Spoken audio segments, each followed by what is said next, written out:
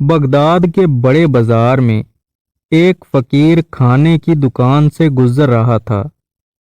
دکاندار نے مختلف قسم کے کھانے چولہے پر چڑھا رکھے تھے جس سے بھاپ نکل رہی تھی۔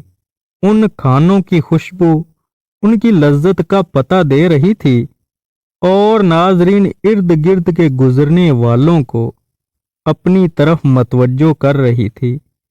بیچارے فقیر کا بھی دل للچایا، لیکن غریب کی گرہ میں مال کہاں تھا جو ان کھانوں کی لذت خرید سکتا، مگر وہاں سے ہٹنے کو بھی اس کا دل نہیں چاہتا تھا۔ کھانوں کی خوشبو اس کی بھوک بڑھا رہی تھی۔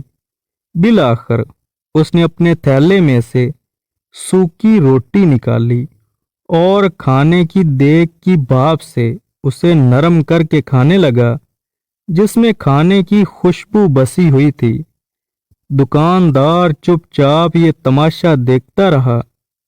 جب فقیر کی روٹی ختم ہو گئی اور وہ چلنے لگا تو دکاندار نے اس کا راستہ روک لیا۔ کیوں وہ مستنڈے، کہاں بھاگا جا رہا ہے؟ لا میرے پیسے نکال۔ کون سے پیسے؟ فقیر پریشان ہو کر اس سے پوچھنے لگا۔ اچھا، کون سے پیسے؟ اس نے ناظرین لفظ چبا کر اگلے۔ ابھی جو تو نے میرے کھانے کی بھاپ کے ساتھ روٹی کھائی ہے وہ کیا تیرے باپ کی تھی؟ اس کی قیمت کون چکائے گا؟ عجیب انسان ہو تم۔ وہ بھاپ تو اڑ کر ہوا میں مل رہی تھی۔ اگر میں نے اس کے ساتھ روٹی کھا کر خود کو بہلانے کی کوشش کی ہے تو اس میں تیرا کیا چلا گیا جس کی میں قیمت ادا کروں؟ فقیر نے پریشان ہو کر کہا۔ بس بس، اب ادھر ادھر کی باتیں مت کر، میں تیری جان ہرگز نہیں چھوڑوں گا، میں اپنا مال وصول کر کے ہی رہوں گا۔ دکاندار نے اس کا گریبان پکڑ لیا۔ فقیر بیچارہ پریشان ہو گیا۔ اس ہٹے کٹے دکاندار سے کس طرح جان چھڑائے؟ ان کی تکرار بڑھتی جا رہی تھی کہ بہلول دنا ادھر سے گزرا اور ان کے قریب رک کر ان کی باتیں سننے لگا۔ فقیر نے اپنا ہمدرد سمجھ کر ساری بات اسے سنائی تو وہ دکاندار سے بولا، بھائی یہ تو بتاؤ کہ کیا اس غریب آدمی نے تمہارا کھانا کھایا ہے؟ نہیں، کھانا تو نہیں کھایا، مگر میرے کھانے کی بھاپ سے فائدہ تو اٹھایا ہے۔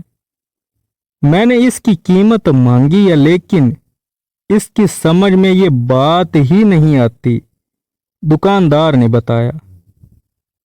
بالکل درست کہہ رہے ہو برادر، بالکل درست۔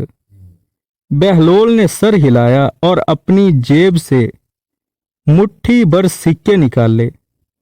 وہ ایک ایک کر کے ان سکوں کو زمین پر گراتا جاتا اور کہتا جاتا، دکاندار دکاندار، یہ لے پیسے کی آواز پکڑ لے، یہ لے اپنے کھانے کی بھاپ کی قیمت ان سکوں کی خنک میں وصول کر لے، لے لے لے لے، یہ سکوں کی آواز تیرے کھانے کی خوشبو کی قیمت ہے، اسے اپنے گلے میں ڈال لے۔